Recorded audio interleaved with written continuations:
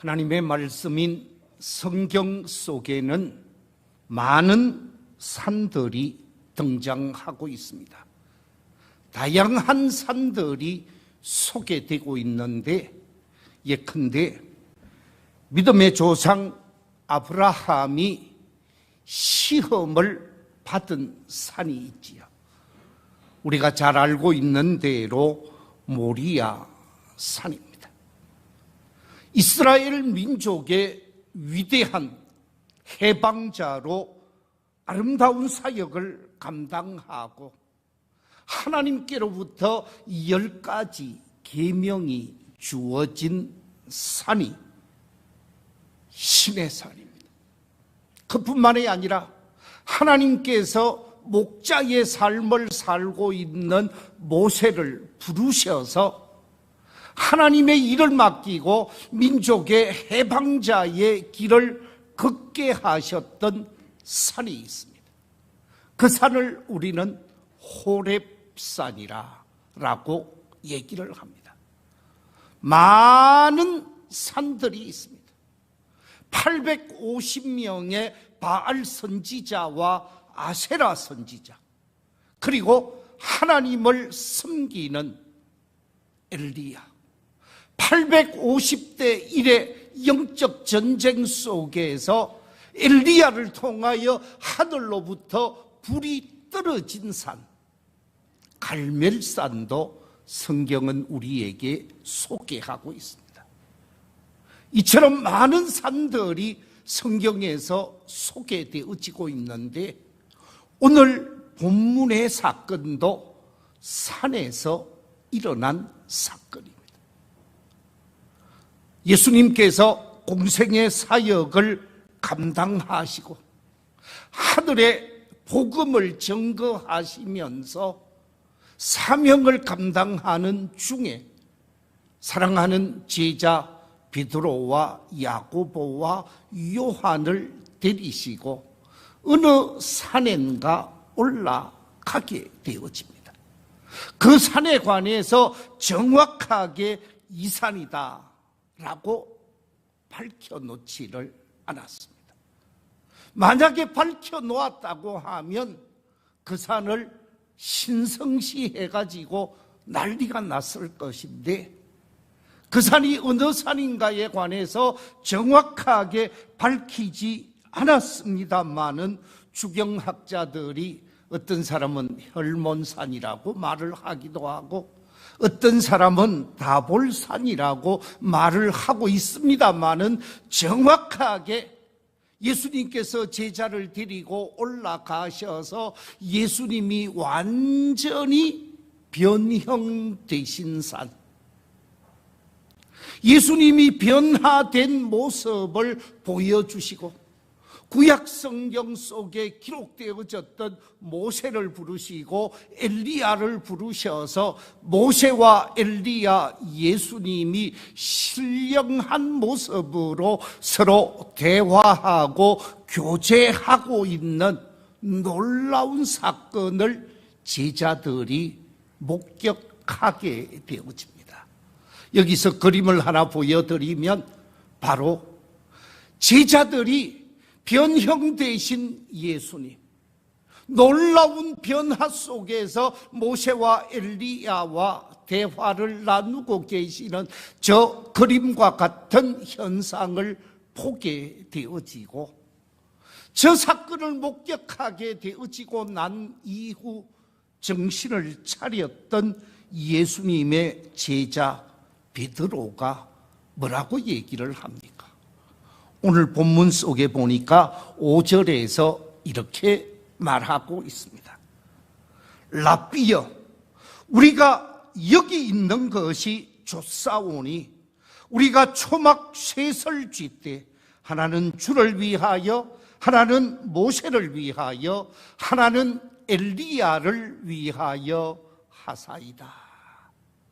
초막 셋을 이 변화산 정상에 만들어서 우리가 산 아래로 세상으로 내려가지 말고 이곳에서 늘 함께 주님과 같이 있었으면 좋겠습니다 라고 얘기를 하게 되어집니다.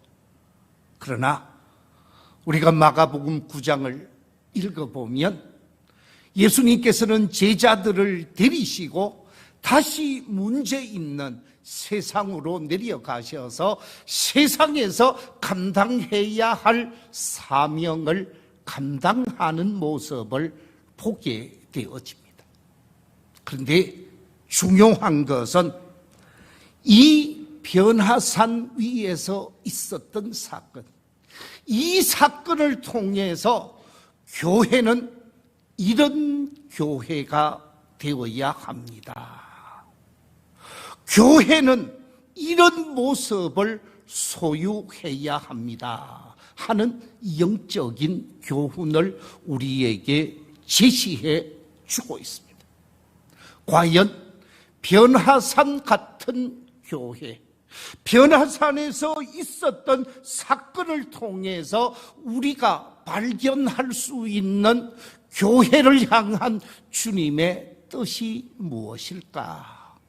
세 가지 측면에서 오늘 살펴보고자 하는데, 제일 첫 번째 있어서 이 변화산 사건을 통하여 우리가 발견할 수 있는 영적인 교훈은, 교회는 사람을 뭐 하는 곳이어야 한다고요? 변화시키는 곳이어야 한다. 교회는 사람을 새롭게 변화시키는 기관으로서 사명을 감당해야 함을 오늘 본문은 우리에게 말씀해 주고 있습니다. 오늘 본문 2절 이렇게 기록하고 있습니다. 엿새 후에 예수께서 베드로와 야고보와 요한을 데리시고 따로 높은 산에 올라가셨더니 그들 앞에서 뭐 했다고요? 변형되사. 산 위에 올라오신 주님이 변화된 모습을 보여주시면서 교회에 참여하는 사람, 교회에 속한 사람, 교회에 올라온 사람은 변화되어지는 존재가 되어질 것을 우리에게 가르쳐 주고 있다는 것입니다. 방금 읽었던 말씀 변형되사 그랬는데, 이 변형되었다라고 하는 이 말은 헬라어로 메타모르테라는 단어를 쓰게 되어지는데, 이 메타모르테라고 하는 단어는 두 개의 단어가 하나의 단어로 합성되어진 단어입니다. 바로 메타라고 하는 말은 변형과 변화를 나타내는 말이고, 모르테라는 말은 본질과 원형, 형상을 나타내는 말입니다. 그래서 메타모르테라고 하는 말은 본질적인 변형, 원형으로서의 변형, 하나님의 아들로서의 변형, 신으로서의 변형을 나타내는 말입니다만은, 우리를 향하여 말씀하실 때 우리가 새로운 사람으로, 하나님이 기대하는 사람으로, 하나님이 원하는 사람으로 변화되어지는 것을 보여주고 있다는 것이죠. 그렇습니다. 하나님의 말씀인 성경은 변화된 삶을 살 것을 강조하고 있습니다. 로마서 12장 2절에 보면 이렇게 말씀하고 있습니다. 너희는 이 세대를 본받지 말고 오직 마음을 새롭게 함으로 무엇을 받아? 변화를 받아 하나님의 선하시고 기뻐하시고 온전하신 뜻이 무엇인지 분별하도록 하라. 우리를 향하여 변화를 받는 사람이 되어져서 새로운 변화, 새로운 창조, 새로운 변화 속에서 거듭나는 인물이 되어질 것을 말씀하고 있습니다. 교회는 변화를 시키고 새롭게 만들어서 변화된 존재로서 삶을 살아가게 하는 공동체라는 거지요.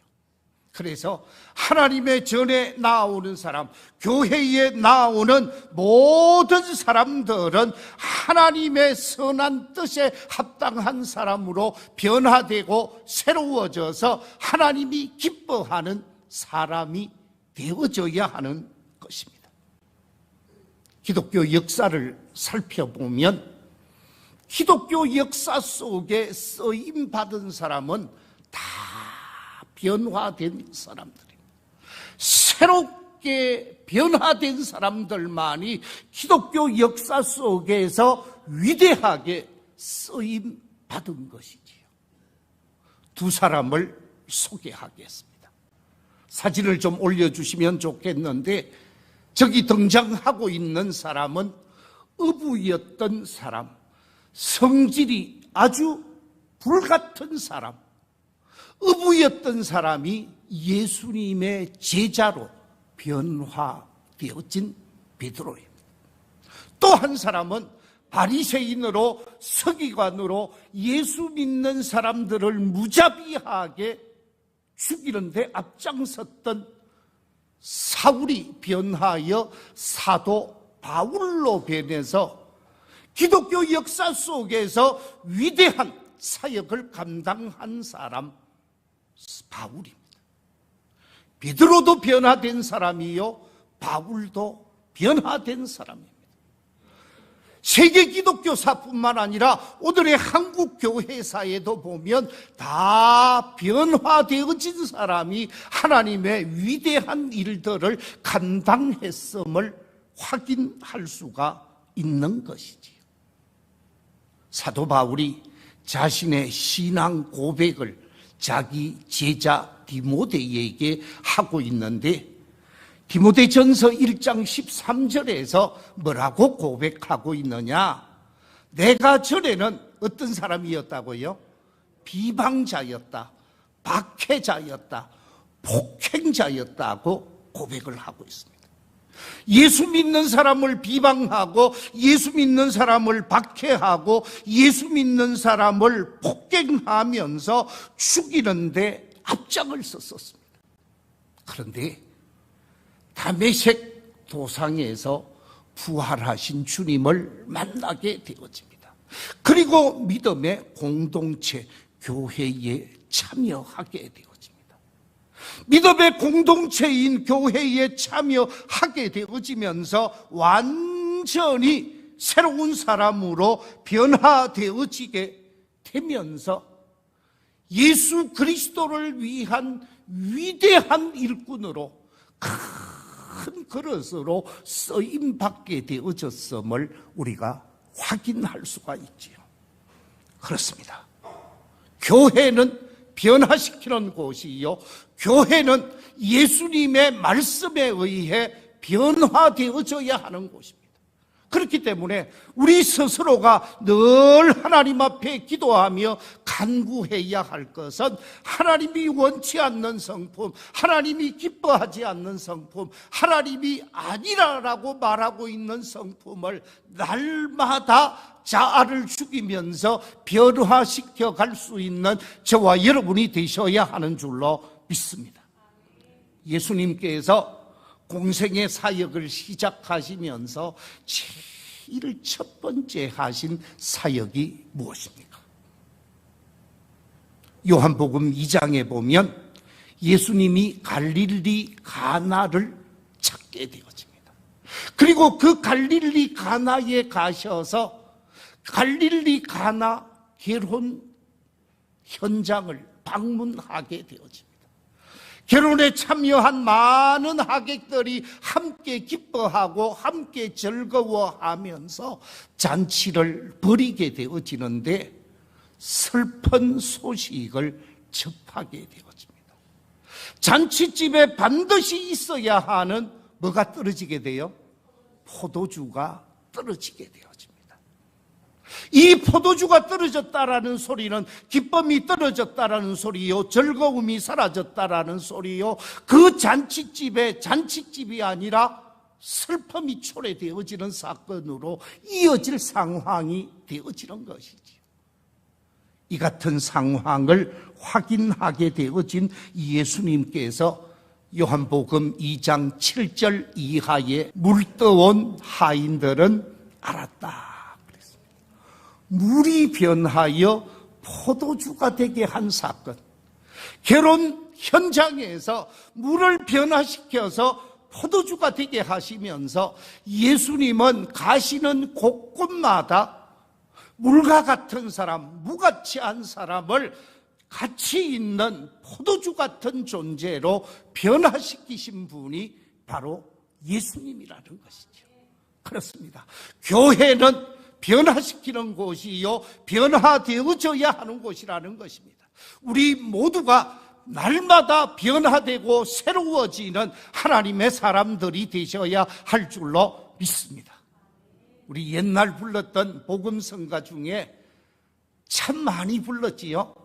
예수님이 말씀하시니 물이 변하여 포도주 됐네. 제가 설교를 준비하면서 이 찬송이 막 입에서 나오는 거예요. 그래서 예배 때 같이 한번 불렀으면 좋겠다라고 생각을 했습니다. 우리 같이 한번 불러보겠습니다. 주님이 말씀하시니 물이 변하여 포도주 됐네. 예수님이 말씀하시니 물이 변하여 포도주 됐네. 예수님 나에게도 말씀하셔서 새롭게 변화시켜 주소서. 예수님이 말씀하시니 거친 파도가 잔잔해졌네. 예수님이 말씀하시니 거친 파도가 잔잔해졌네. 예수님 나에게도 말씀하셔서 새롭게 변화시켜 주소서. 할렐루야. 거친 파도가 잔잔해졌다고 그랬습니다. 물이 변하여 포도주가 되어졌을 뿐만 아니라 거친 파도, 난폭한 성격이 온순한 양과 같이 변화되어진 것을 말씀하고 있습니다. 우리가 예수님의 말씀을 받고 말씀에 사로잡혀서 우리가 변화되어지고 새로워져서 하나님의 선한 도구로 쓰임받는 복 있는 역사가 있기를 주의 이름으로 축원합니다. 두 번째, 이 변화산 사건을 통해서 우리에게 영적으로 교훈해 주시는 것이 무엇인가? 그것은 다름이 아니라 교회는 날마다 기도하는 공동체가 되어질 것을 말씀하고 있습니다. 오늘 본문 속에 4절에 보면 이렇게 기록하고 있습니다. 이에 엘리야가 모세와 함께 그들에게 나타나 예수와 더불어 뭐하거늘? 말하거늘. 예수님과 대화를 했다라는 거예요. 여러분, 기도를 우리는 무엇이라고 합니까? 기도를 영적인 대화라고 말을 합니다.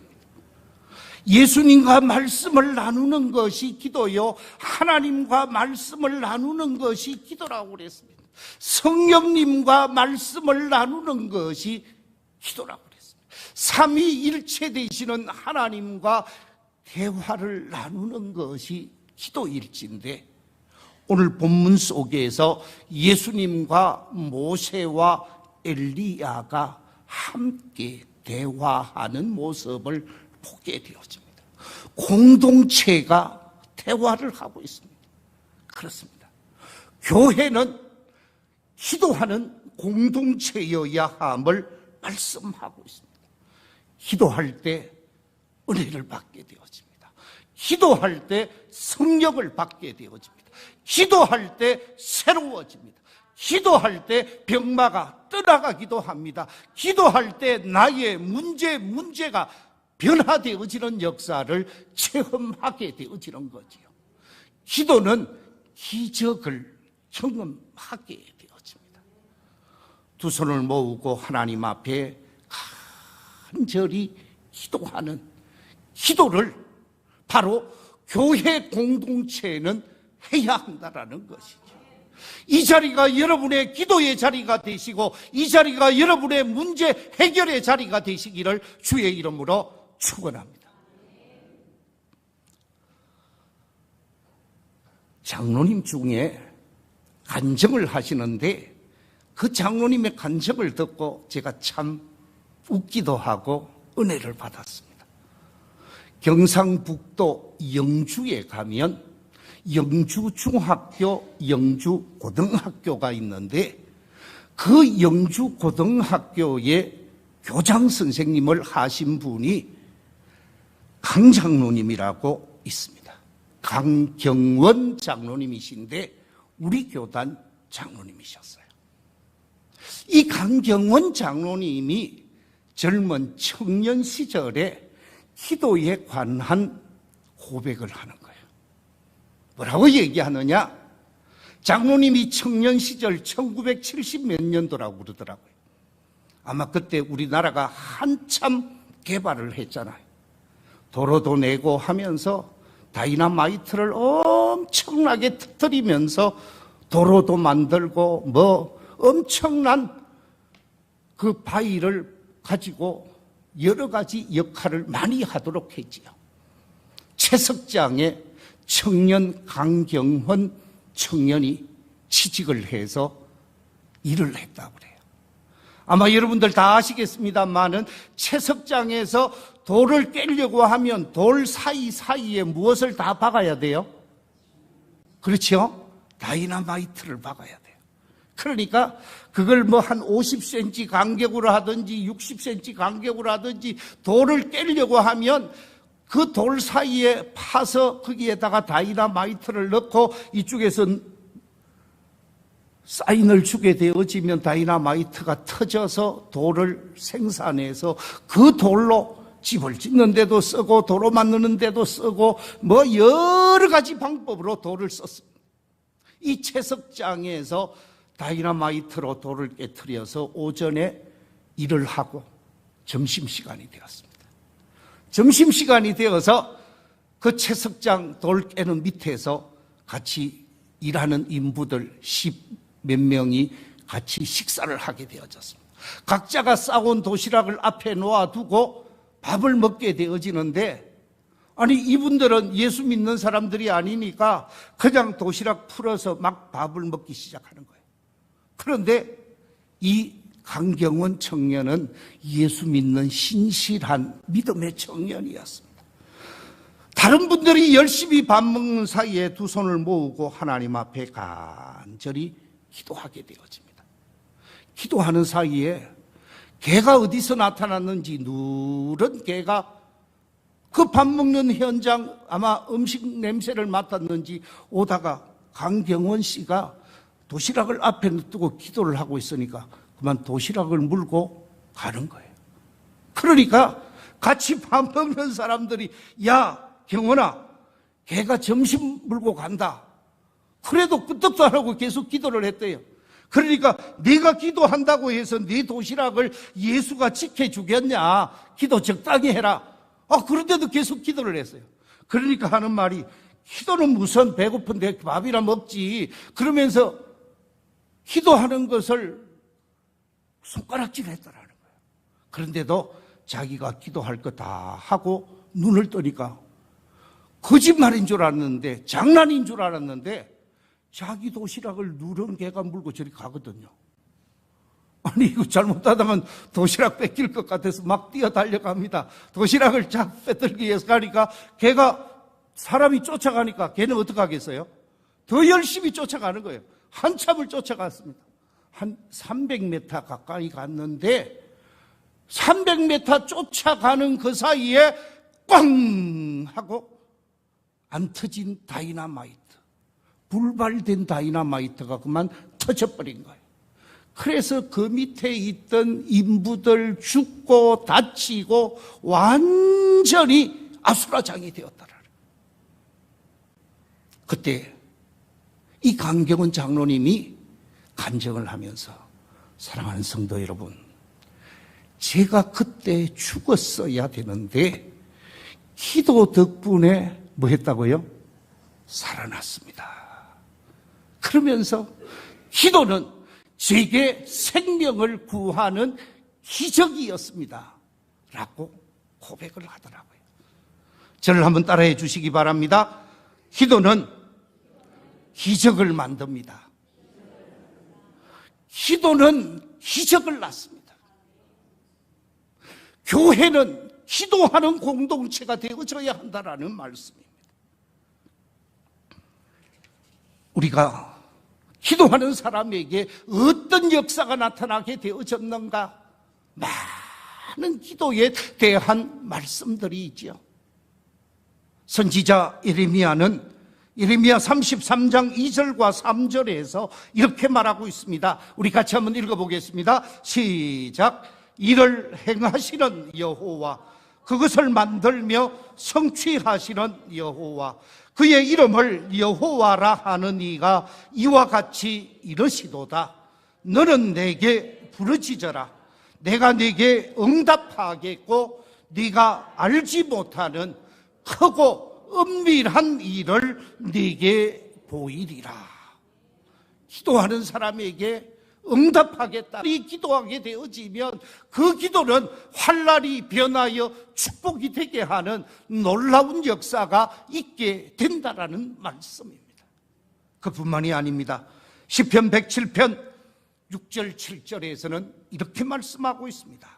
이에 그들이 근심 중에 여호와께 부르짖으며 그들의 고통에서 건지시고 또 바른 길로 인도하사 거주할 성읍에 이르게 하셨도다.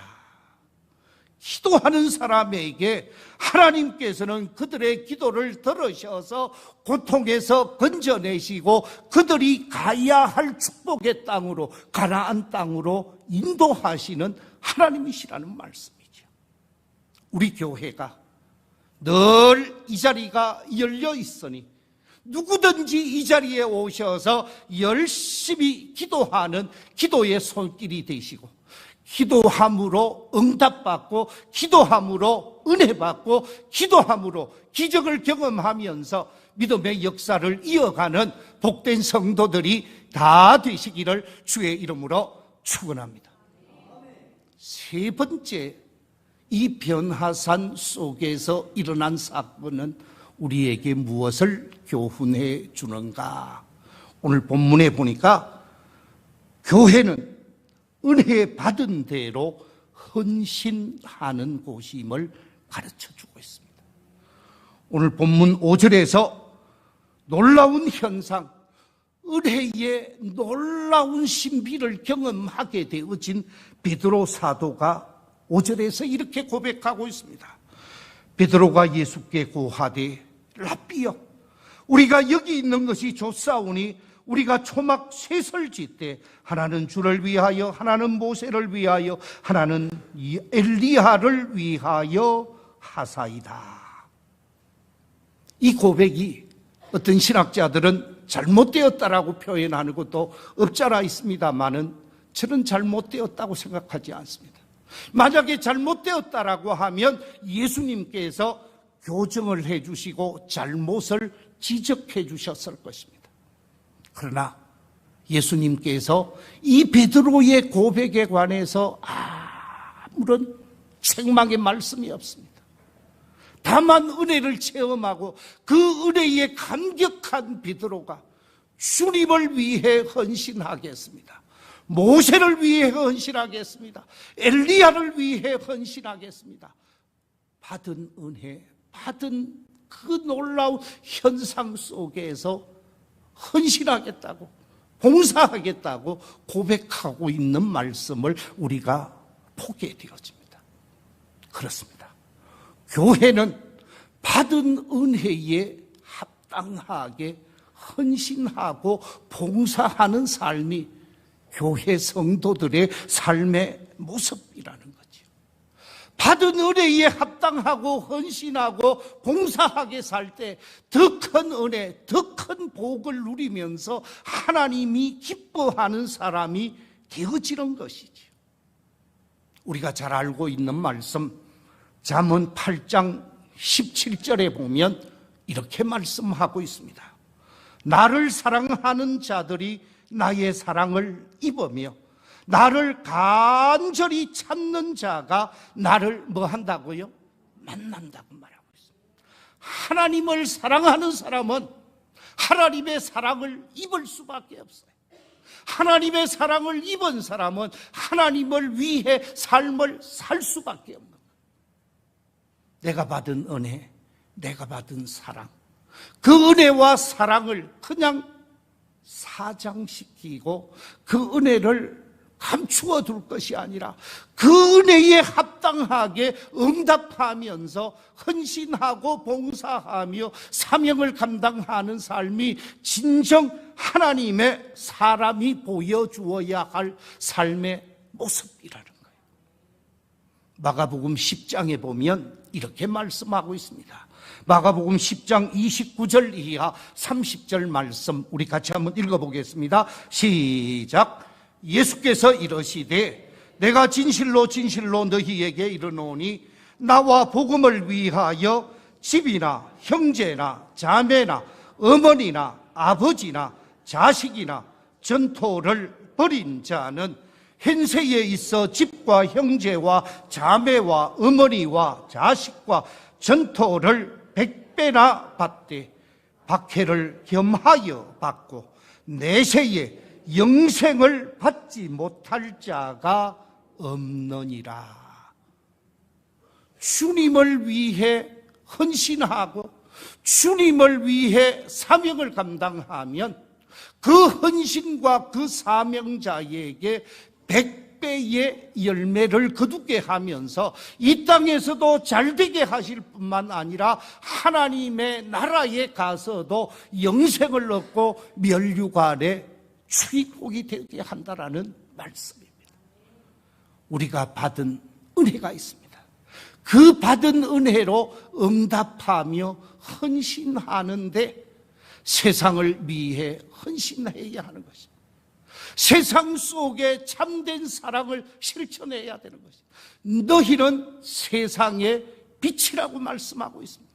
너희는 세상의 소금이라고 말씀하고 있습니다.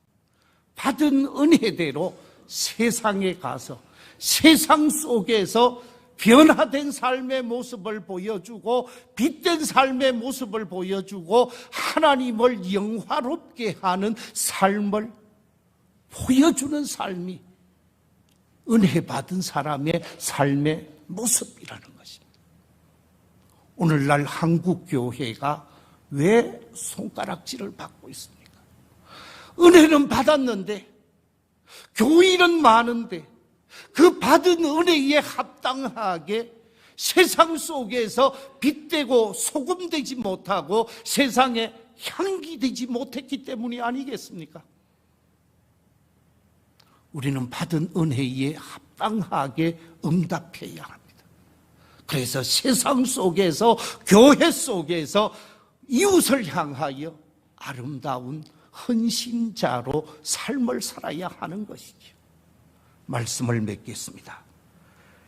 변화산 사건이 주는 영적인 교훈 3가지를 오늘 살펴보았습니다.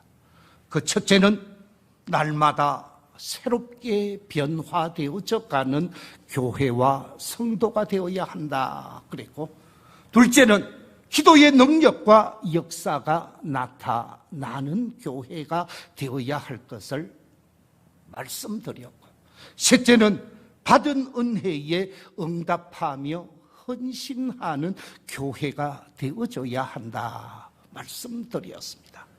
이런 아름다운 삶의 모습, 이런 결단이 이 자리에 계신 우리 모든 믿음의 가족들에게 있게 되시기를 주의 이름으로 축원합니다.